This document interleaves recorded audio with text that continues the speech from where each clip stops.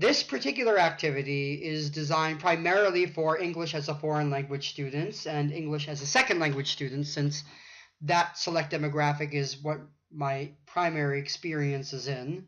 But there might be other classes where you can easily perform this and just play around with your students if it's post-exam or pre-exam, or your students are just tired and don't want to do any sort of really rigorous work that is involved in the class. This is just a really nice kind of warm up or cool down to give to the students after a long, strenuous lesson or period where they are required to do some really rigorous work. So this activity is designed to stretch the memories of your students and to see how much commands they can process and memorize before they start to give up, for lack of a better word.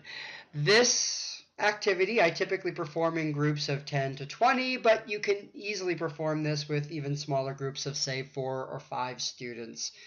Good for middle schoolers and even some young high schoolers. I think this activity would probably be of interest to most students because they are going to be testing their brains and seeing how much they can process. So students typically like to do that, but sometimes there are going to be some students who don't enjoy this, and you'll just have to kind of gauge whether the activity is enjoyable or not and either cut it short or prolong it however you want, and just sort of feeling around and making sure the students are as comfortable as they possibly can be. So I typically get one student to stand up and I have them perform one action typically. So I will say typically maybe to walk to the door and to knock 3 times. And then I will have the student return to their desk.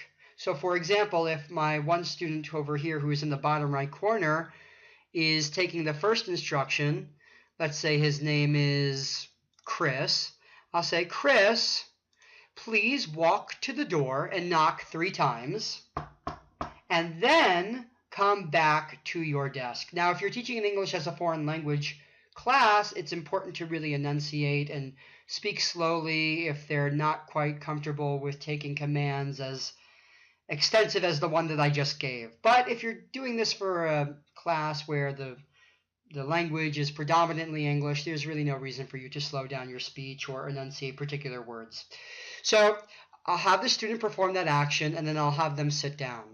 Then I will call on another student. It doesn't matter where they are in the room. It could be completely on the other side of the room. It could be behind Chris. It could be to the left of Chris. It really doesn't matter. So I'll call the next student, and I'll have them perform the same action, walking to the door and knocking 3 times, and then I will add on to that.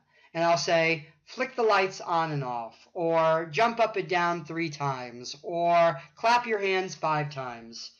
One of these actions will be added on to the initial action of walking to the door and knocking 3 times. The student will perform this action, they will sit down, and then I will work with the next student and give them more activities to memorize on top of what they have just seen and heard. So this requires students to really focus and to really think about what the other students are doing if they are not to humiliate themselves in front of their peers and forget everything that we just went over. So it does require focused attention, which is good. And it also, again, stretches the vocabularies of students and gets them to kind of work in the target language. In this case, it's English.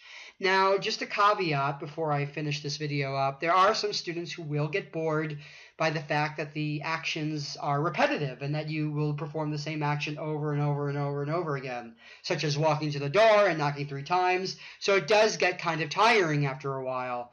What I recommend you do in this case is to vary up the actions from one student to the next, which will actually require you, the teacher, to focus on the instructions that you give to the students. So it's actually good for you and good for the students.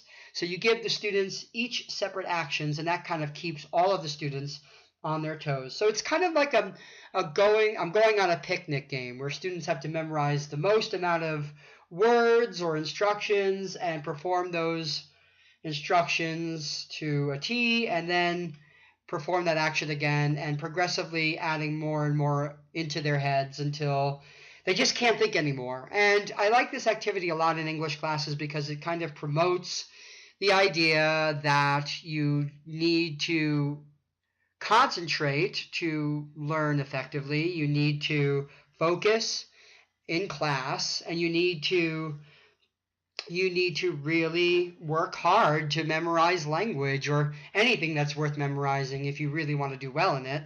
So I do like that kind of aspect. Maybe some of you might disagree, and that's perfectly fine, but the purpose of this video is actually just to give you kind of some ideas on what you can do for certain portions of your class, be it the beginning, the end, the middle, or even the whole class. This activity might work for the whole entire time that you're teaching. So definitely consider doing this for your students. Thank you so much. Take it easy.